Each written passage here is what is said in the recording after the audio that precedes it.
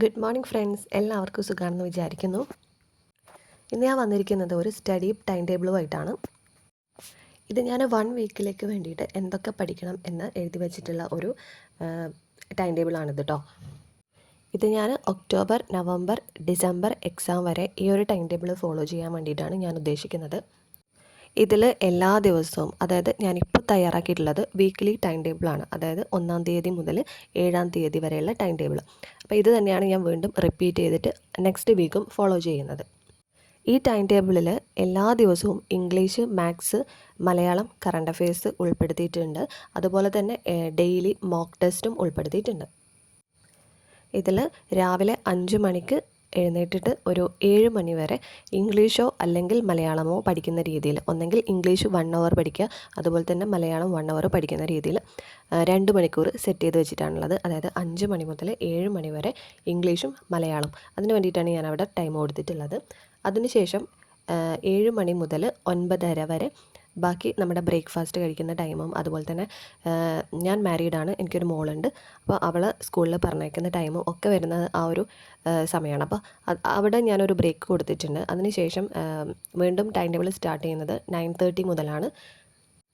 പിന്നെ സ്റ്റാർട്ട് ചെയ്യുന്നതെന്ന് വെച്ചാൽ 9:30 മുതൽ 1 മണി വരെയാണ് ഞാൻ ടൈം കൊടുത്തിട്ടുള്ളത്. അതായത് 9:30 മുതൽ 1 PM വരെ 3.5 മണിക്കൂറാണ് നമുക്ക് ടൈമുള്ളത്. അപ്പോൾ അതിനുള്ളിൽ ഞാൻ മാത്സ്, കോൺസ്റ്റിറ്റ്യൂഷനാണ് ഡേ 1 കൊടുത്തിട്ടുള്ളത്.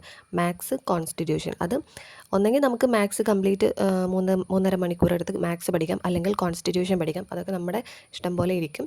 അപ്പോൾ അതിനനുസരിച്ച് ഒന്നെങ്കിൽ നമുക്കതിന് ടൈം ഡിവൈഡ് ചെയ്തിട്ട് 1.5 അവർ മാത്സും, അതുപോലെ തന്നെ ബാക്കി ടൈമിൽ കോൺസ്റ്റിറ്റ്യൂഷൻ, അങ്ങനെ വേണമെങ്കിൽ 2 സബ്ജക്റ്റായിട്ട് ഡിവൈഡ് ചെയ്തിട്ട് അങ്ങനെയും ഞാൻ പഠിക്കും.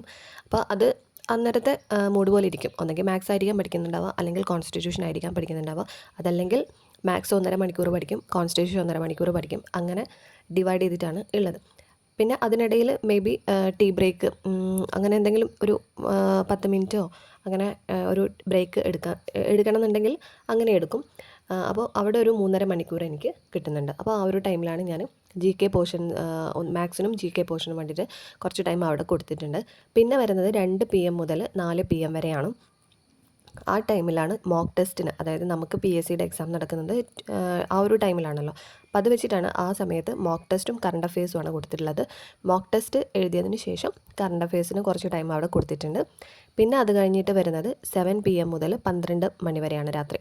അപ്പോൾ ആ ഒരു ടൈമിൽ കംപ്ലീറ്റ് GK പോർഷൻസ് ആണ് ഉദ്ദേശിക്കുന്നത്. ഡെയിലി ആ ഒരു ടൈമിൽ നമ്മൾ കംപ്ലീറ്റ് ആയിട്ടും GK പോർഷൻസിന് വേണ്ടിയിട്ടാണ് ടൈം കൊടുത്തിട്ടുള്ളത്. അപ്പോൾ ഇവിടെ 1-ാം തീയതി ആയതുകൊണ്ട് ഞാൻ എക്കണോമിക്സ് ആൻഡ് കമ്പ്യൂട്ടറാണ് അവിടെ കൊടുത്തിട്ടുള്ളത്. അപ്പം അത് നമുക്ക് ഒരു ഡെയിലി, ഇപ്പോൾ 2-ാം തീയതി ആകുമ്പോൾ ആ ഒരു ടൈമിൽ വേറെ ഏതെങ്കിലും GK പോർഷൻസ് കൊടുക്കും. ഇവിടെ കേരള ഭരണ സംവിധാനം, അതുപോലെ തന്നെ കലാകായികം, അതൊക്കെയാണ് ഞാൻ 2-ാം തീയതി ആ ഒരു ടൈമിൽ കൊടുത്തിട്ടുള്ളത്. സെയിം ഏകദേശം ടൈം ഇതേ ടൈം തന്നെയാണ് സെക്കൻഡ് ഡേയിനും കൊടുത്തിട്ടുള്ളത്.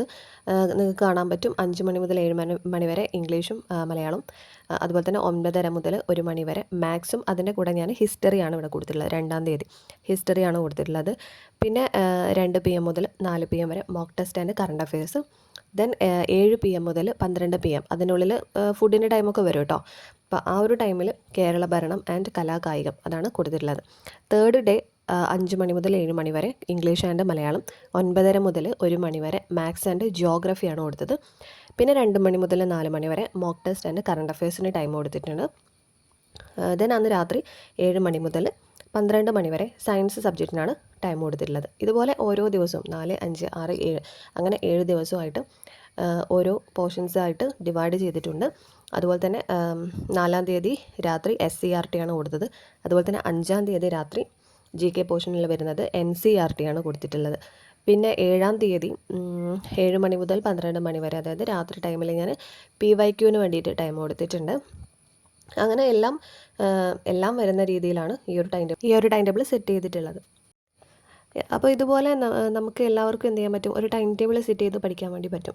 അപ്പോൾ നമ്മൾ ഓരോരുത്തർക്കും ഓരോ ടൈമായിരിക്കും ഉണ്ടാവുക. ഇതിപ്പോൾ എനിക്ക് കിട്ടുന്ന ടൈമിനെ ഡിവൈഡ് ചെയ്തിട്ടാണ് ഞാനിതുപോലെ ടൈം ടേബിൾ ഉണ്ടാക്കിയിട്ടുള്ളത്. അതുപോലെ നിങ്ങൾക്ക് ഏതൊക്കെ ടൈമാണോ അവൈലബിൾ ആയിട്ടുള്ളതെന്ന് വെച്ച് കഴിഞ്ഞാൽ ആ ഒരു ടൈം വെച്ചിട്ട് ടൈം ടേബിൾ സെറ്റ് ചെയ്ത് കഴിഞ്ഞാൽ നമുക്ക് മനസ്സിലാവും എന്തൊക്കെ പോർഷൻസ് നമ്മൾ പഠിച്ചു കഴിഞ്ഞു, അല്ലെങ്കിൽ എന്തൊക്കെ പഠിക്കാനുണ്ട്, എന്തിനൊക്കെ റിവിഷൻ ചെയ്തു എന്നൊക്കെ മനസ്സിലാക്കാൻ വേണ്ടിയിട്ട് ഇതുപോലൊരു ടൈം ടേബിൾ ഉണ്ടാക്കുന്നത് വളരെ നല്ലതായിരിക്കും.